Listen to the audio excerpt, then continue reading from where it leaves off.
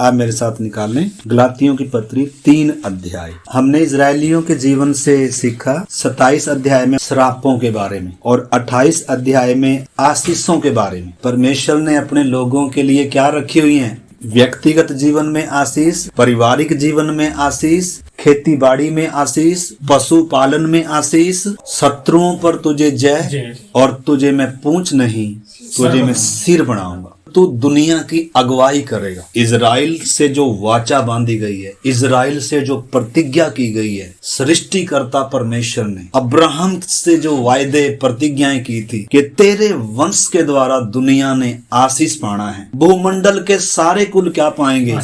आशीष पाएंगे और अपने को धन्य मानेंगे। तो वो यीशु मसीह तो है ही है वो आशीष जो अब्राहम के वंश से आया, वो है वास्तव में असली आशीष। लेकिन उससे पहले हम अब्राहम के वंश इजराइल के बारे में देख रहे हैं। इजराइल को भी परमेश्वर ने चुनकर अलग किया और उनको अपनी प्रजा कहा, याजकों का समाज कहा, एक पवित्र जाति कहा, अपना निज खजाना कहा। तुम्हें कोई छुएगा तो मेरी आंख की पुतली छुएगा, वायदा है। तुम पर कोई अगर हमला करेगा, एक रास्ते से आएगा, 7 रास्ते से भागेगा। तुम्हें दुनिया के लिए भी मैं क्या बनाऊंगा? आशीष का कारण बनाऊंगा। परमेश्वर जब किसी को चुनता है, नो उसको ही आशीष देने के लिए नहीं, बल्कि दूसरों को आशीष देने के लिए भी चुनता है। तो उस समय इजराइल को चुना परमेश्वर ने। देखो किस किस को चुना। शुरू से उत्पत्ति से जब हम देखते हैं, जिनको परमेश्वर ने चुना वो अपने लिए जीता नहीं रहा, बल्कि वो विश्वास से परमेश्वर को प्रसन्न करते हुए चला। तो उसके द्वारा परमेश्वर ने दूसरों को भी आशीष दिया, दूसरों को भी उद्धार का मौका दिया। पूरी बाइबल गवाह है। तुम धन्यवाद करते हैं इस महान परमेश्वर का। प्रभु कह रहा है, मैंने तुम्हें संसार में से क्या कर लिया? चुन लिया। किस लिए चुन लिया? ताकि तुम्हें संसार का क्या बनाऊं? प्रकाश बनाऊं। तुम्हें पृथ्वी का क्या बनाऊं? नमक बनाऊं। तुम्हें परमेश्वर के भेदों का क्या बनाऊं? भंडारी बनाऊं। तुम्हारे मुंह से लोग परमेश्वर के सत्य को जाने। मतलब इतनी ऊंची बुलाहट से मुझे और आपको उसने बुलाया है, अपना पवित्र वचन दिया, अपना पवित्र आत्मा दिया, कलीसिया का हिस्सा बनाया, हमें एक झुंड दिया। हम अनाथ नहीं हैं, हम अकेले नहीं हैं। हमारे साथ हजारों हजार संत हैं। कलीसिया है इस समय धरती पर, पवित्र आत्मा है और प्रभु हमारे मध्य में क्या करता है? चलता फिरता है। तो हम देखते हैं इजराइल को परमेश्वर ने कहा था, अगर तुम मेरी व्यवस्था को, जो आज मैं तुम्हारे सामने आज्ञाएं रखता हूँ, विधियां रखता हूँ, अगर तुम उसको दिल से मानोगे तो तुम्हारे ऊपर कोई श्राप नहीं आएगा। श्राप कब है? जब तुम आज्ञा नहीं मानोगे, जब तुम अपने प्रभु से प्रेम नहीं करोगे, जब तुम अपने प्रभु का स्थान किसी और को दोगे, जब तुम्हारी प्राथमिकताएं बदल जाएंगी, तो फिर तुम्हारे ऊपर क्या आएगा? श्राप आएगा, सजा आएगी। तो समय आया, परमेश्वर ने अपने इकलौते पुत्र को भेजा जो स्त्री से जन्मा, और उसने सारे उस श्राप को, न केवल यहूदियों के ऊपर जो व्यवस्था को तोड़कर चल रहे थे, अनाज्ञाकारिता में चल रहे थे, न केवल सारे इजराइल का पाप श्राप अपने बदन पर लेकर क्रूस पर यीशु चढ़ा, बल्कि आदम की सारी संतान के लिए। आदम ने जब पाप किया तो श्राप कमाया, मौत कमाई, दुख तकलीफ, और इंसान कैसे जीने लगा तब से।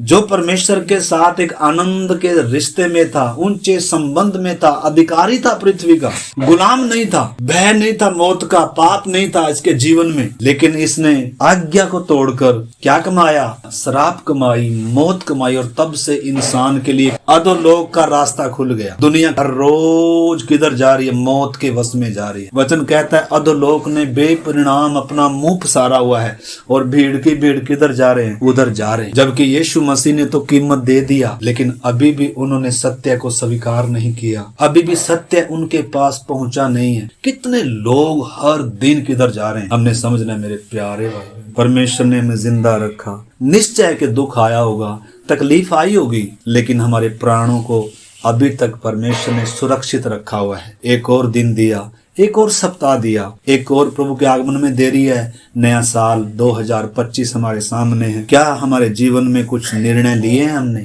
2025 हम कैसे जिएंगे? क्या हमने 2024 से कुछ सीखा है? बुद्धिमानी उसी में है, अन्यथा मूर्ख ठहरेंगे। तो इन दिनों हमने अपने जीवनों को जांचना। हर दिन जो हम परमेश्वर का वचन सीख रहे हैं, ये सिर्फ उनकी कहानी नहीं सुन रहे। इजराइल हमारी छाया है। परमेश्वर ने कैसे उनसे व्यवहार कर कर हमें समझा रहा है। परमेश्वर अपने स्वभाव को बता रहा है, परमेश्वर अपनी योजना को बता रहा है, परमेश्वर बता रहा है इंसान इंसान से परमेश्वर कितना प्यार करता है। गलातियों की पत्री 3 अध्याय 13-14 वचन पढ़ लेते हैं। मसीह ने जो हमारे लिए स्थापित बना, हमें मोल लेकर व्यवस्था के सांप से छुड़ाया, क्योंकि लिखा है, जो कोई काट पर लटकाया जाता है वह स्थापित है। यह इसलिए हुआ कि अब्राहम की आशीष मसीह यीशु में अन्य जातियों तक पहुँचे और हम विश्वास के द्वारा उस आत्मा को प्राप्त करें जिसकी प्रतिज्ञा हुई। आमीन। हमने पहले भी पढ़ा था, जो व्यवस्था की बातों को मानकर और उनको पूरा नहीं करता वो श्रापित है। घर में श्रापित है, बाहर श्रापित है, खेत में श्रापित है, हर जगह श्राप आएगा। लेकिन हम धन्यवाद करते उस महान परमेश्वर का जिसने अपने इकलौते पुत्र को यीशु मसीह को भेजा। 13 में लिखा है, जो हमारे लिए श्रापित बना, हमें मोल लेकर व्यवस्था के सांप से क्या कर लिया। अब जो व्यवस्था पर विश्वास करता है, आज भी यहूदी किस पर विश्वास कर रहे हैं? आज भी उन्होंने यीशु पर विश्वास नहीं किया, मसीह को आज भी स्वीकार नहीं किया। उन्होंने आज भी व्यवस्था मानते हैं। उन्होंने एक बड़ाई बोलकर क्रूस पर लटकाया है उसको। आज भी उनकी बुद्धि, आंखें, अकल क्या पड़ी हुई है? बंद पड़ी हुई है। इसलिए श्राप का क्या कर रहे हैं? सामना कर रहे हैं। आज इतिहास गवाह है इजराइल के साथ परमेश्वर का कैसा व्यवहार रहा। जो जो परमेश्वर ने कहा था वो सब उनके जीवन में क्या हो गया? घट गया। लेकिन तब यीशु मसीह न केवल इजराइल के लिए आया बल्कि पूरी मानव जाति के लिए आया और हमारे लिए श्रापित बन गया। हमारे लिए श्रापित मौत क्रूस पर लटक कर हमारे दाम को चुकाया और जितने श्राप थे किस में बदल दी? उनको आशीष में बदल दिया। कब? जब हम प्रभु यीशु मसीह पर क्या करते हैं? विश्वास करते हैं। अब हमारे ऊपर कोई श्राप नहीं रहा। श्राप कब है? जब हम प्रभु की आज्ञा को नहीं मानते। तो हमारे सामने श्राप भी है, आशीष भी है, जीवन भी है, मृत्यु भी है, चौड़ा मार्ग भी है, सकरा भी है। हमारे ऊपर है। आत्मा पर मन लगाएंगे, शरीर पर मन लगाएंगे, स्वर्गीय बातों पर मन लगाएंगे, पृथ्वी पर मन लगाएंगे। हमारे ऊपर है। संसार को प्रेम करेंगे या प्रभु को प्रेम करेंगे? संसार में की वस्तुओं से प्रेम रखेंगे या प्रभु से प्रेम रखेंगे? किसका चुनाव है? मेरा और आपका है। प्रभु चाहता इंसान अपनी जिम्मेदारी को पहचाने। मैंने इंसान को मूर्ख नहीं बनाया, गधा घोड़ा नहीं बनाया, जिनको लगाम से रोका जाता है, जिनके लिए छड़ियां होती हैं, जिनको हाँकना पड़ता है, जिनको निर्णय लेने की क्या नहीं है? क्षमता नहीं है। मैंने इंसान को अपने स्वरूप में, अपनी समानता में बनाया और बड़े ऊंचे उद्देश्य के साथ बनाया। तो परमेश्वर की हमारे जीवन से की योजना है। इजराइल के लिए परमेश्वर से सिर्फ इस धरती की योजना थी, उसको सिर्फ धरती की आशीष थी। लेकिन हमें किधर की है? वास्तव में जो भौतिक है ना, वो भी आत्मिक उन्नति के लिए है, परमेश्वर के राज्य की बढ़ोतरी के लिए है। परमेश्वर ने जो भी हमें दिया है उसमें हमारी एक परख भी है। हम किस पर मन लगाएंगे? हम किसको इकट्ठा करेंगे? दुनिया, धन दौलत को, पैसे को सब कीमती समझकर इसको बटोरने में लगी हुई है। लेकिन एक दिन जो धोखा होगा, एक दिन जो छाती पीट पीट कर इंसान रोएगा, उसी समय पता चलेगा। लेकिन उस समय क्या हो चुकेगी? देर हो चुकी। याकूब तो कह रहा है, हाय उन पर जिन्होंने इन अंतिम समयों में क्या बटोरा? कूड़ा बटोरने में लगे रहे। अंतिम समय है। हमारे प्रभु का आगमन निकट है। हमें उसकी आगमन के लिए तैयार होना है। हमें उसके राज्य और उसकी धार्मिकता देश दुनिया में कैसे फैले, कैसे प्रभु का नाम ऊंचा हो। अगर हम इस उद्देश्य से नहीं जीते तो हम सचमुच में फिर क्या है? श्रापित जैसे ही होंगे। क्योंकि जब हम दूसरा कुरिन्थियों पढ़ते हैं, पौलुस कह रहा है कलीसिया को, जो प्रभु से प्रेम ना करे, जो प्रभु के लिए ना जिए, वो क्या हो? श्रापित। हमारे ऊपर अब कोई श्राप नहीं है। कब? जब हम प्रभु से प्रेम करें, जब हम प्रभु की आज्ञा मान रहे हैं। भले ही हम पूरा सिद्ध नहीं हुए, लेकिन हर दिन जब गलती हुई, गलती को मार रहे हैं, बता रहे हैं प्रभु मुझे तेरी ही इच्छा मंजूर है, मुझे तेरे ही साथ चलना है, मुझे दुनिया के साथ नहीं चलना, मुझे अपनी मर्जी से नहीं चलना, मुझे अपनी योजना इच्छाओं से नहीं चलना। अगर तेरी मर्जी है तो मैं इस नगर में रहूं, तेरी मर्जी है मैं ये काम करूं या वो काम करूं। या देखो ना, याकूब में वो वचन पढ़ लीजिए, याकूब की पत्री 4:13 से। तुम जो यह कहते हो, आज या कल हम किसी और नगर में जाकर वहाँ 1 वर्ष बिताएंगे और व्यापार करके लाभ कमाएंगे, और यह नहीं जानते कि कल क्या होगा। सुन तो लो, तुम्हारा जीवन है ही क्या? तुम तो भाप के समान हो, जो थोड़ी देर दिखाई देती है फिर लोभ हो जाती है। इसके विपरीत तुम्हें यह कहना चाहिए। इसके विपरीत तुम्हें क्या कहना चाहिए? ये कहना चाहिए। कई बार इंसान अपनी योजनाएं बनाता है। हम भी बनाते हैं, हम ये काम करेंगे, वो काम करेंगे, इसमें बरकत नहीं, दूसरा करेंगे। मतलब हर इंसान क्या करता है अपने लाभ के लिए ये सब करता है। बिजनेस है, व्यापार है, नौकरी है, अपना हर कोई अपना हित देखता है और देखना भी चाहिए। लेकिन हम जब मसीह हैं, हम धरती पर जब परदेसी और यात्री और थोड़े समय के लिए, बाप के समान हमारा जीवन है, बुलबुले के समान हमारा जीवन है, हमें गिन कर दिन दिए हुए हैं। मूसा अपने भजन में लिखता है, परमेश्वर हमें अपने दिन गिनने की क्या दे, समझ दे कि हम बुद्धिमान हो जाएं। हम थोड़े समय के लिए, प्रभु हमें तूने अनंत योजना के लिए सिरजा है। हमारे हाथ में तो बाइबल भी दी है। पुराने समय के संतों के हाथों में क्या भी नहीं थी, बाइबल भी नहीं थी, तो भी अब्राहम उस स्थिर नेम वाले नगर की क्या जोता था, बाट जोता था। परदेसी और यात्रियों के समान चला। अपने बेटों को, अपने पोतों को उसने यही सिखाया। कनान में जाकर भी कैसे रहा, परदेसी और यात्री समझ कर चला। जो परदेसी और यात्री समझ कर चलते हैं ना, वो ये प्रमाणित करते हैं ये देश हमारा नहीं है, ये संसार हमारा नहीं है, बल्कि हम एक उत्तम स्वर्गीय नगर के अभिलाषी हैं। पत्रस अपने पत्री में ऐसा ही लिखता है, प्रभु का दिन चोर की नाई आने वाला है। धरती और धरती पर के काम सब जलने वाले हैं मेरे प्यारे भाई बहन। धरती की बातों से अगर प्रेम रखेंगे, धरती से अगर लगाव रखेंगे, धरती पर अगर हम अपना साम्राज्य स्थापित करेंगे, तो एक दिन हमें उसके लिए क्या करना पड़ेगा। इसलिए प्रभु ने कहा तुम्हारा ध्यान किधर रहे, स्वर्गीय बात, वहाँ है मसीह विद्यमान। तो आगे पढ़िए उसका 13, तुम जो यह कहते हो आज या कल हम किसी और नगर में जाकर वहाँ 1 वर्ष बिताएंगे और व्यापार कर कर लाभ कमाएंगे, और यह नहीं जानते कि कल क्या होगा। सुन तो लो, कम से कम सुन तो लो, क्या तुम्हारा जीवन है ही क्या। तुम तो भाप के समान, भाप कितनी देर दिखाई देती है, हमें लगता है 100, 60, 70 साल का जीवन कितना लंबा है, कभी खत्म ही नहीं हो रहा। अनंत जीवन के सामने पौलुस कहता है ये पल भर का जीवन है हमारा, 100 साल का जीवन पल भर का जीवन है, और इसका जो दुख और कष्ट है मात्र हल्का सा है। पौलुस बता रहा है उस असलियत को। इसलिए इस धरती पर क्या नहीं लगाना, मन नहीं लगाना।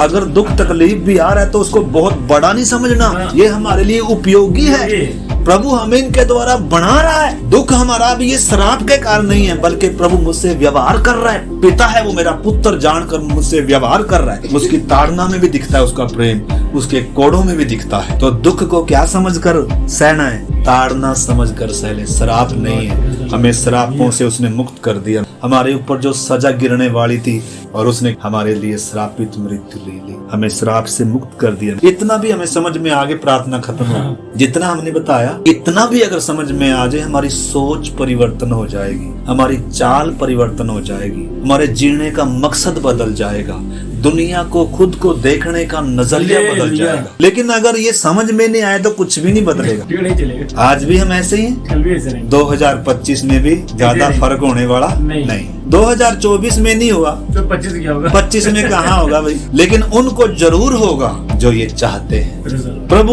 उन्हें तृप्त करता है जो भूखे और प्यासे होते हैं। उद्धार पापियों के लिए है। सच तो ये है कि जगत में सब पापी हैं, लेकिन बहुत सारों को अभी तक एहसास ही नहीं हुआ कि मैं पापी व्यक्ति। तो इस करके मेरे प्यारे भाई बहनों, प्रभु का वचन क्या कहता है, कह रहा है सुन तो लो भाई थोड़ा सा, तुम्हारा जीवन भाप के समान है, खत्म होने जा रहा है। आगे इसके विरुद्ध में यह कहना चाहिए, यदि प्रभु चाहे तो हम जीवित रहेंगे। यदि प्रभु चाहे तो हम क्या रहेंगे, सुबह का प्रकाश देखेंगे या 2025 देखेंगे। अगर प्रभु चाहेगा तो हम जिंदा रहेंगे, और अगर प्रभु चाहेगा तो क्या करेंगे, यदि प्रभु चाहे तो हम जीवित रहेंगे और यह या वह काम करेंगे।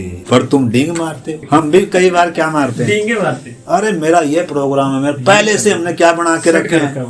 देखो ना, दुनिया ने 2025 के लिए अपने प्लान बना के रखे हुए हैं। 2025 आएगा, ये करेंगे, वो करेंगे, ये बाखड़ी छोटी है इसको बड़ी बनाएंगे। आपको मालूम है एक धनवान नरक में है, एक गरीब स्वर्ग में। गरीबी कभी भी एक व्यक्ति को परमेश्वर से दूर नहीं करती है। अगर हम में से कोई गरीब है ना तो चिंता ही ना करें, लेकिन जो धनी है उनको सोचना पड़े, क्योंकि जहाँ तेरा धन है वहीं तेरा मन है। धन एक धोखा है, प्रभु ने कहा। जैसे लिखा है, संसार की चिंता धन का धोखा, वस्तुओं का लोभ वचन को क्या करता है, दबाता है, वो निष्फल रह जाता है। धन होना गुनाह नहीं है, धन से प्यार कभी नहीं करना। जो धन से प्यार करेगा वो कभी प्रभु से प्यार नहीं करेगा, और जो प्रभु से प्यार करेगा गारंटी है वो कभी धन से प्यार नहीं। अपोजिट है दोनों, स्वामी है दो। जब एक से प्यार है तो उसी समय दूसरे से बैर है। इसलिए जक्कई देख, मैं अपनी दुनिया की नजरों में ऐसे व्यक्ति को मूर्ख बोला जाता है। परमेश्वर ने हमें सौभाग्य दिया अगर हमें सत्य के लिए कुछ सहने का मौका मिले, हमारे लाभ के लिए, हमारी उन्नति के लिए। उधर जो प्रतिफल होगा ना वो छोटा नहीं है, लिखा बहुत बड़ा होगा। तो इधर आगे लिखा है, इसलिए जो कोई भलाई करना तो जानते हैं लेकिन करते नहीं, यही पाप। स्वार्थी जीवन जीना पाप। तो लिखा तुम भले भले कामों के लिए सिरजे गए हो। दुनिया भले काम पुण्य कमाने के लिए कर रही है, आशीष पाने के लिए कर रही है, धार्मिक दिखाने के लिए कर रही है, हम अच्छे दिखे इसलिए कर रही है। लेकिन एक विश्वासी को परमेश्वर ने भले भले कामों के लिए सिरजा है। दुनिया जब स्वार्थी जीवन जी रही है, दुनिया जब अपने प्रोग्राम अपनी योजना बनाकर जी रही है और उनको पता भी नहीं चलता, धनवान जो कह रहा था ना, मैंने तो अपनी बखारियां जो छोटी थी सब तोड़कर उनको बड़ी बना दिया। दुनिया में देख मेरे जैसा आशीषित व्यक्ति कोई नहीं। दुनिया की नजरों में आशीष क्या है बताओ? धन दौलत, रोटी कपड़ा होगा। लेकिन आशीषित वास्तव में लाजर था या धनी था? लाजर का पल भर का कष्ट था, थोड़े समय का था, और इस व्यक्ति का सदा काल का है। कह रहा है लाजर के तो हिस्से थोड़ा सा दुख था, उसने ले लिया। उसी प्रकार तेरे हिस्से में थोड़ा सा सुख, क्योंकि सुख विलास और धूमधाम से रहता था। हमारी बुलाहट ये नहीं है। सुख विलास और धूमधाम से रहने और जीने के लिए यीशु ने हमें बुलाया नहीं है। हमें जगत का प्रकाश होने के लिए बुलाया है, हमें पृथ्वी का नमक होने के लिए बुलाया है, हमें यीशु मसीह के समान होने के लिए, हमें जगत के उद्धार और आशीष के लिए बुलाया। आगे आप पढ़ लेना, मैं उनमें नहीं जा रहा। लेकिन अगर हमारे पास यीशु मसीह है तो हम दुनिया में सबसे बड़े अमीर हैं। टाटा अंबानी हमारे सामने क्या है? कुछ नहीं, गरीब है। उसके पास वो है जो थोड़े समय के लिए, उसका सुख विलास थोड़े समय का है, लेकिन हमारा कष्ट शायद थोड़े समय का होगा। तो इस करके कभी हमें निराश नहीं होना, कभी हमें दुखी नहीं होना। हम आशीष पाए हुए लोग हैं, हम धनी किए गए लोग हैं। लिखा है वो धनवान होकर इसलिए निर्धन हो गया ताकि हम क्या हो जाएं? धनी हो। हम धनी किए गए लोग, हमारा बाप वचन कहता है परमेश्वर के वारिस और मसीह यीशु के संगी वारिस हैं, ताकि उसके साथ हम दुख उठाएं तो उसके साथ क्या भी पाएं? महिमा भी पाएं। तो हम सबको देखो अपनी बुलाहट को क्या करना पड़ेगा? पहचानना पड़ेगा। क्या मेरे द्वारा किसी को आशीष मिल रही है? क्या पड़ोसियों तक मेरे द्वारा यीशु का सुसमाचार प्रकाश जा रहा है? क्या मेरी कॉलोनी तक जा रहा है या अंधकार ही जा रहा है? इन दिनों अपने जीवन को सही करना है, अपने जीवन को परमेश्वर के साथ के संबंध को हमने क्या करना है? सही करना है। दूसरों के साथ के संबंध को क्या करना है? सही करना है। और पृथ्वी से ध्यान हटाकर, शरीर से ध्यान हटाकर, पृथ्वी की बातों से, संसार की वस्तुओं से ध्यान हटाकर हमें किधर ध्यान लगाना है? जो असली। यीशु ने कहा लूत की पत्नी को क्या करना? याद रखना, पीछे मुड़कर नहीं देखना। सदोम अमोरा है संसार इस समय, भले ही सब सुख सुविधा उधर है, लेकिन पाप बुराई इतना बढ़ चुका है देश दुनिया में। सदोम अमोरा के समान न्याय गिरेगा। प्रभु हमें इसमें से निकलने के लिए क्या कह रहा है? इसमें से निकलो और पीछे मुड़कर नहीं देखना हो मेरे से ये छूट गया हो, मैंने ये छोड़ दिया, बल्कि जो आपको मिला है उसमें क्या होना है? आनंदित होना है। तो आइए निकाल लेंगे 1 कुरिन्थियों 2:7 से पढ़ लीजिए। परंतु हम परमेश्वर का वह गुप्त ज्ञान भेद की रीति पर बताते हैं, जिसे परमेश्वर ने सनातन से हमारी महिमा के लिए ठहराया है, जिसे इस संसार के हाकिमों में से किसी ने नहीं जाना, क्योंकि यदि वे जानते तो तेजों में प्रभु को क्रूस पर न चढ़ाते। हमने इस वचन की कीमत समझ ली। ये मात्र किताब नहीं है 200 रुपये की, एक एक आयत खजाना है। परमेश्वर ने अपनी योजना को हम पर प्रकट करके दिया, परमेश्वर ने अपने प्रेम को हम पर प्रकट करके दिया। देश दुनिया को मालूम नहीं है किधर जा रहे हैं, किधर से आए और धरती पर क्यों हैं। जीने का कोई मकसद नहीं है, इसलिए उनके जीवन में क्या ही है फिर? मतलब धरती की चीजों के पीछे दुनिया दौड़ रही है, लेकिन हमने असलियत के पीछे दौड़ना है, यीशु के पीछे दौड़ना है। पहले हम किन्हीं और चीजों के पीछे दौड़ रहे थे, जिसके पास सही लक्ष्य नहीं होता, जिसके पास परमेश्वर नहीं होता, यीशु नहीं होता, वो नासवान चीजों के लिए दौड़ा जा रहा है, भीड़ की भीड़ किधर जा रही है। लेकिन जिनको जीवन का असली मकसद मिला वो भीड़ के साथ नहीं भाग रहे, बल्कि वो भीड़ से विपरीत आ रहे हैं। और जब भीड़ के विपरीत आ रहे हैं तो लोग इधर उधर क्या कर रहे हैं, देखिए इसका दिमाग खराब हो गया, पागल हो गया। परंतु पागल नहीं, वास्तव में जिसने यीशु को पहचान लिया वो दुनिया में बुद्धिमान व्यक्ति। लिखा है ज्ञानी अपने ज्ञान पर घमंड न करे, धनी अपने धन पर घमंड न करे, बलवान अपने बल पर घमंड न करे। अगर किसी को घमंड करने का कोई विषय है तो इस बात पर करे कि मैं अपने सृजनहार को जानता हूँ, अपने परमेश्वर को जानता हूँ, अपने जीवन के मकसद को जानता हूँ किसने मुझे बनाया, जानता हूँ क्यों मुझे बनाया, जानता हूँ उसने मेरे लिए क्या किया। जीने का मकसद सिर्फ किसके पास है? एक सच्चे विश्वासी के पास है। दुनिया के पास कोई मकसद नहीं। हम किसके लिए जी रहे हैं, किसके पीछे भाग रहे हैं? एक दिन पछताना पड़ेगा अगर यीशु के पीछे नहीं भाग रहे, बहुत पछताना पड़ेगा, रोना पड़ेगा। इसलिए इन्हीं दिनों यीशु मसीह के पीछे दौड़े, अनंत जीवन को बटोरे, वहाँ इकट्ठा करें जहाँ हमें रहना है। जब हमें यहाँ रहना ही नहीं है, हाँ उन वस्तुओं को इकट्ठा करें जो हमारी जरूरत है, जो हमें चाहिए, पर वो इंतजाम करेगा। उसकी भी चिंता कर उसी के पीछे नहीं भागना, बल्कि प्राथमिकता क्या रखनी है? पहले उसके राज्य और उसकी धार्मिकता की खोज करो, ये वस्तुएं भी तुम्हें मिल जाएंगी। 9 वचन से पढ़ते हैं। जो बातें किसी आंख ने भी नहीं देखी, कानों से नहीं सुनी, और जो बातें मनुष्य के कभी चित्त में भी नहीं आई, वे ही हैं जो परमेश्वर ने अपने सबके लिए नहीं, वो अनंत काल, अनंत योजना जिसकी नींव परमेश्वर ने रखी, जिसकी नींव यीशु ने रखी, जिसकी नींव पवित्र आत्मा ने रखी, और नया यरूशलेम वो सब के लिए नहीं। किन के लिए है? जो प्रभु से प्रेम रखते हैं प्रभु से। इसलिए पौलुस बार बार उस बात को दोहरा रहे हैं, जो प्रभु से प्रेम ना रखे वो श्राप। सारे श्राप उसने हमारे ले लिए, हम श्रापित नहीं है अभी। लेकिन कब है श्रापित? जब हम प्रभु से प्रेम नहीं करते। और जब हम प्रभु से प्रेम करते हैं तो किस में दिखता है? हमारे कामों में दिखता है। मरियम यीशु से प्यार करती है, उसके चरणों में बैठी रहती है। मरियम यीशु से प्यार करती है, अपने लिए सेंट नहीं रखा उसने, मैं तो अपने लिए रखूंगा। कीमती चीज, प्रिय चीज किसको देंगे? जिसे प्यार करते हैं उसको देंगे। अब्राहम को ये भेद जब मालूम हुआ ना, उसने अपना प्रिय, अपना इकलौता किसके लिए देंगे? उसके लिए तो परमेश्वर ने भी प्यार प्रकट किया ही नहीं जितना हमारे लिए किया। उसको तो सिर्फ वायदा दिया था आएगा, उसने विश्वास कर लिया। हमारे लिए तो आ चुका है, हमारे तो हाथ में बाइबल है, हमें तो पवित्र आत्मा दिया, हमने तो नया जन्म पाया। हम तो हर रोज वचन सुन रहे हैं। अब्राहम ने तो ये कुछ भी नहीं सुना था, मरियम ने तो ये कुछ भी नहीं सुना था। हमारे से स्वर्ग को कितनी उपेक्षाएं होंगी, उनसे बढ़कर कितना परमेश्वर को हमारे से आशा होगी। इसलिए पतरस को कह रहा है, पतरस क्या तू मुझे प्यार करता है? बस ये बता दे। मैं तो ये सुनना चाहता हूँ, पतरस तूने कितनी बार मेरा इनकार किया, उसकी तो चिंता ना कर। तू गिर गया, तूने मेरा इनकार किया, उसकी चिंता ना कर, लेकिन बस इतना बता दे, क्या तू मुझे प्यार करता है? पतरस फूट फूट कर क्या करने लगा? रोने लगा। कह रहा प्रभु तू जानता है मैं तुझे प्यार करता हूँ। प्यार करता है, ये जिम्मेदारी ले। हम प्यार करते हैं, कुछ करेंगे नहीं। हमारा प्यार कैसा है? पतरस को प्रभु जिम्मेदारी दे रहा है, मेरे मेमनों को चरा, मेरे बेटों की रखवाली कर, ये कर वो कर, जिम्मेदारी दे रहा है। अगर प्यार करता है तभी दूंगा मैं, अगर प्यार नहीं करता तो नहीं दूंगा। और पतरस कह रहा हाँ प्रभु मैं प्यार करता हूँ। कह रहा अब मेरे पीछे हो ले। किसके लिए? मरने के लिए मेरे पीछे। पहले तो मेरे पीछे चलता था ना, दावा तो करता था प्रभु सारे छोड़ देंगे और मैं तुझे कभी नहीं छोड़ूंगा, लेकिन वास्तव में तू मुझे प्यार नहीं कर रहा था, तू अपने आप से प्यार कर रहा था। जब जान देने की बारी आई, जब पतरस को यीशु के लिए खड़ा होने की बारी आई, कह रहा उस यीशु को नहीं मैं जानता। अरे नाना तू उसको जानता है, तू उसके साथ। और ना मैं नहीं उसको जानता। ये है देखो यीशु के प्रेम। आज क्या हम क्रूस पर चढ़ाए यीशु मसीह के साथ अपनी पहचान बनाएंगे?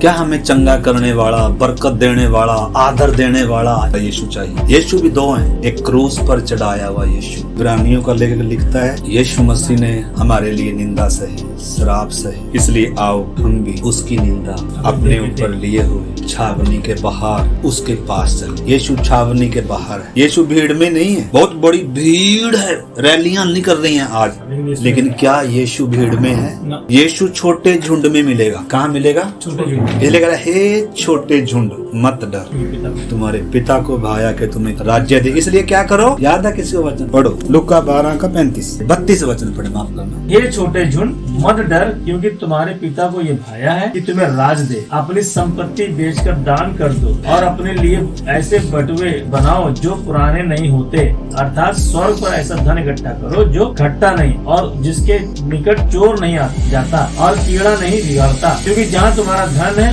वहाँ तुम्हारा मन भी लगा रहेगा। भले कुछ भी संसार में हमारा हो, लेकिन इस पर क्या नहीं लगाना, मन नहीं लगा। हमारा धन यीशु मसीह है, जिसने अपना आधार परमेश्वर को माना है ना, जिसने अपना आनंद, अपना सच्चा मित्र, अपना कीमती खजाना, अपना कीमती मोती यीशु को माना है ना। वचन में लिखा है, जिसे वो खजाना मिला उसने मारे आनंद के जाकर अपना सब कुछ बेचकर उस खेत को क्या कर दिया, कीमती है और सब कुछ इसके सामने कूड़े के समान। दुनिया अब चाहे उसको पागल बोले, चाहे उसको मूर्ख बोले, लेकिन जिसको ये भेद समझ में आया है ना, उसी ने इसको क्या किया है, मोल लिया है। सब मोल नहीं लेंगे, सबसे संसार छूटेगा नहीं, सबसे वस्तुएं छूटेंगे नहीं, क्योंकि ये भेद क्या नहीं आया, समझ में नहीं आया। सब यीशु से प्यार नहीं करेंगे, लेकिन इतिहास गवाह है जिन्होंने यीशु से प्रेम किया ना। वो पतरस जिसने 3 बार यीशु का इनकार किया था, वो पतरस उल्टा लटक कर क्रूस पर अपने प्रेम का क्या देकर गया, सबूत देकर गया।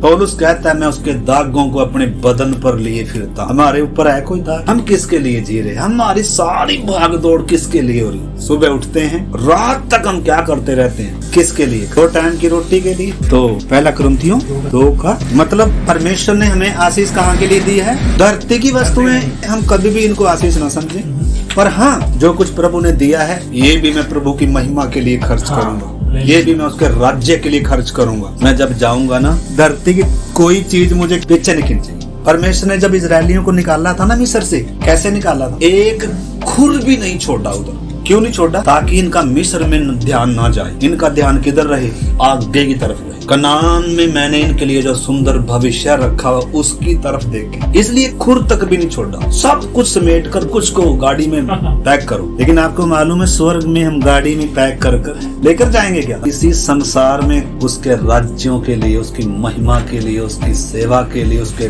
कार्यों के लिए हमने क्या करना है। अब्राहम को वो विश्वास था। अब्राहम सिर्फ वो मकपेला की वो जमीन थी, बस वो कब्र उसने मोल ली थी, और वो अपनी संतान के लिए क्या छोड़कर गया? विश्वास छोड़कर गया, परमेश्वर देकर गया। हमारे सामने भी तो सवाल है, हम अपनी संतान को क्या देकर जाएंगे? नासवान क्या अविनाशी? हमने इस चीज को समझना अच्छे से। तो इधर लिखा है, परंतु परमेश्वर ने उनको अपने आत्मा के द्वारा हम पर प्रकट किया, क्योंकि आत्मा सब बातें वरन परमेश्वर की गुण बातें भी जांचता है। मनुष्य में से कौन किसी मनुष्य की बातें जानता है? केवल मनुष्य की आत्मा जो उसमें है। वैसे ही परमेश्वर की बातें भी कोई नहीं जानता, केवल परमेश्वर का आत्मा। परंतु हमने संसार की आत्मा नहीं, परंतु वह आत्मा पाया है जो परमेश्वर की ओर से है, कि हम उन बातों को जाने जो परमेश्वर ने हमें दी। परमेश्वर ने हमें दे दी, हम आशीषों के वारिस बनाए गए। हम गरीब नहीं है, हम मतलब श्रापित नहीं है। दुनिया भले हमें गरीब समझे, दुनिया भले हमें श्रापित समझे, दुनिया भले कहे देखो हमारे पास सब कुछ है, इसके पास कुछ नहीं है, लेकिन हमारे पास वो है जो दुनिया के पास नहीं है। हमारे पास वो आनंद होना है। परमेश्वर है सबसे बड़ी खुशी। उद्धार दुनिया में सबसे कीमती है। अगर मैंने अभी तक उद्धार नहीं पाया, अभी तक मैं कंगाल हूँ मेरे प्यारे भाई बहनों, अभी तक मैं कूड़े के पीछे दौड़ने वाला हूँ, आइए हम अपनी आंखें खोल लें, प्रभु से कहें प्रभु मेरी मदद कर। तो इधर जो हमारा विषय था, परमेश्वर ने हमें स्वर्गीय आशीषों के क्या बना दिया। इफिसियों 1 अध्याय का 3 में हमने पढ़ा था कि परमेश्वर ने हमें यीशु मसीह में स्वर्गीय क्या दी है, आशीषें दी। ठीक है, तो अभी हम खत्म करते हैं। क्लोज में मैं एक ही बात कहूंगा, इजरायलियों को परमेश्वर ने क्या कहा था, तुम अपने परमेश्वर के लिए क्या करना, बस ये चिंता करना, तुम्हारी प्राथमिकता ये हो कि परमेश्वर के साथ हमारा वो संबंध रहे। हम उन बातों को प्राथमिकता समझें। सुरक्षा की जिम्मेदारी मेरी है। क्या खाओगे, क्या पियोगे? मरुभूमि में परमेश्वर ने दिखाया जहाँ कोई इंतजाम नहीं था, आकाश को तुम्हारे लिए खोल दूंगा, समुद्र को तुम्हारे लिए खोल दूंगा। परमेश्वर दिखा रहा था जहाँ से कोई उम्मीद नहीं थी, वहाँ से परमेश्वर इंतजाम करता है। परमेश्वर ने दिखाया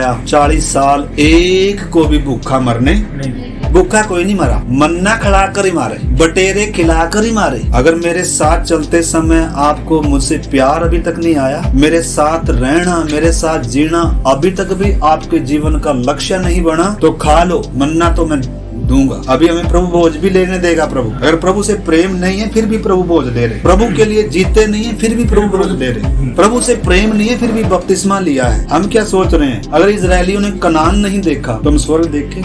बपतिस्मे का गहरा अर्थ है, प्रभु भोज का गहरा अर्थ है, संगति का गहरा अर्थ है। इस करके आई एम प्रार्थना। 2024 समाप्त हो गया, हमने क्या किया प्रभु के लिए, सोचें, प्रार्थना करें। अगर हमें नींद से प्रेम है तो नींद से प्रेम तोड़ना पड़ेगा। अगर हमें पैसे से प्रेम है तो तोड़ना पड़ेगा। अगर हमें खुद से प्रेम है तो तोड़ना पड़ेगा। अगर हमें सोशल मीडिया से प्रेम है तो तोड़ना पड़ेगा। अगर यीशु से प्रेम करना है तो इनसे प्रेम तोड़ना पड़ेगा। अगर यीशु से प्रेम है तो स्वयं का भी इनकार करना पड़ेगा। अगर हम स्वयं से प्यार करते हैं तो एक दिन आएगा पतरस के समान हम कहेंगे हम उसे नहीं जानते, हम प्रभु को छोड़ देंगे। लेकिन अगर हमें प्रभु प्रिय है मेरे प्यारे भाई बहनों, तो हम सब कुछ को छोड़ देंगे। इसलिए आइए हम प्रभु से प्रेम करें, अपना प्रेम यीशु के साथ गहरा करें। आइए हम सब इन दिनों उसके प्रेम में जड़ पकड़ें, संसार में नहीं, मसीह में जड़ पकड़ें। एक दिन आएगा जब हमें चुनाव करने की परीक्षा आएगी, उस समय हम यीशु का चुनाव करेंगे। पतरस ने कहा, क्रूस पर सीधा लटक कर मैं मेरे प्रभु की बराबरी नहीं करूंगा, बल्कि मुझे उल्टा लटकाओ, ताकि मैं मेरे प्रभु के पांव को चूमते चूमते हुए अपने प्रेम का सबूत दूंगा कि प्रभु मैंने भी तुझे प्रेम किया है खुदा। आइए मेरे प्यारे भाई बहनों, एक समर्पण करें, मुंह खोलने से बात करें। प्रभु ने आपसे बात करी, आप भी बात करें प्रभु से। विश्वास के साथ उठें। हम किसके पीछे दौड़ रहे हैं? नासवान चीजों के पीछे। एक दिन दुख होगा। धनवान आज भी छाती पीट पीट कर रो रहा है, उसने अपनी बाखारियां बनाता रहा, उसने उस धन को प्रभु की महिमा के लिए यूज नहीं किया। किसी गरीब दीन दुखिया की उसने सेवा नहीं करी। प्रभु ने उसको दिया था ताकि दूसरों के लिए आशीष का कारण बन जाए। आइए मेरे प्यारे भाई बहनों, प्रभु ने जो हमें दिया है ये प्रभु की महिमा के लिए हो जाए। ओ देश दुनिया का, मेरे हिंदुस्तान का उद्धार हो जाए। आइए ऐसा मन प्रभु से मांगे। आइए शरीर पर मन ना लगाएं, आइए पृथ्वी पर मन न लगाएं, आइए संसार पर मन न लगाएं। आइए मेरे प्यारे भाई बहनों, सदोम अमोरा पर मन न लगाएं। स्वर्गदूतों ने लूत और उसके परिवार को हाथ पकड़कर उधर से निकाला, लेकिन कहा था पीछे मुड़कर नहीं देखना। आइए पीछे मुड़कर ना देखें। जान जाए तो जाए, धन दौलत सब तंदुरुस्ती सब कुछ जाए तो जाए, लेकिन मैं अपने यीशु के लिए जीऊंगा। हालेलुया। नाओमी के सामने रूत कहती है, तेरा परमेश्वर मेरा परमेश्वर, तेरे लोग मेरे लोग। जहाँ तू मरेगी वहाँ मैं भी मरूंगी, जहाँ तुझे मिट्टी दी जाएगी मुझे भी मिट्टी दी जाएगी। मत कह के पीछे लौट जा, मैं पीछे लौट कर नहीं जाऊं, मैं अपने देवताओं और अपने लोगों में कभी वापस नहीं जाऊं। आइए एक समर्पण करें, आइए एक समर्पण करें। प्रभु मैं पीछे मुड़कर नहीं देख, मैं आगे देखूंगा, मैं तेरी तरफ देखूंगा, मैं यीशु को ताकते हुए जीऊंगा। हालेलुया। आइए हम यीशु को ताकते हुए हर दिन चले, यीशु के साथ हम हर दिन चले। आइए मैं ऐसा मन रखें, 2025 अगर प्रभु तो हमें देगा, प्रभु मैं तेरे साथ चलूंगा, मैं तेरे लिए जीऊंगा। ओ खुदा मुझे ऐसा अनुग्रह कर। सब प्रार्थना कर। धन्यवाद देते हैं प्रभु आपका वचन के लिए, संगति के लिए। प्रभु आपने हमसे बातचीत की करके धन्यवाद प्रभु जी। प्रार्थना करते हैं प्रभु उत्साह के साथ प्रभु यहाँ से उठे, आपको और ज्यादा प्यार करें खुदा। प्रार्थना करते हैं प्रभु आपने हे अब्बा हे पिता कहने का सौभाग्य दिया है प्रभु। धन्यवाद। जगत में प्रभु चलते दीपकों के समान चलने के लिए सहायता मदद करना प्रभु। आगे के जीवन में भी प्रभु सहायता मदद कर, हमें और वचन सीखने के लिए मन देना, और आपके पीछे चलने के लिए मन देना, अपने आप पे का भी इनकार करने के लिए मन देना। सारी बातों के लिए आपका धन्यवाद करते हैं। कलीसिया को आपने एकत्रित करके रखा, सिखाया खुदावन, धन्यवाद। प्रार्थना करते सभी विश्वासी भाई बहनों को प्रभु आपका अनुग्रह बना रहे। प्रार्थना मसीह यीशु के नाम से मांगते हैं, आमीन। अब हमारे प्रभु यीशु मसीह का अनुग्रह, पिता परमेश्वर का प्रेम और पवित्र आत्मा की संगति सहभागिता हम सबों के साथ, दुनिया भर में प्रभु के लोगों के साथ यीशु मसीह के आगमन तक होती रहे। आमीन। सबको जय मसीह की। मारा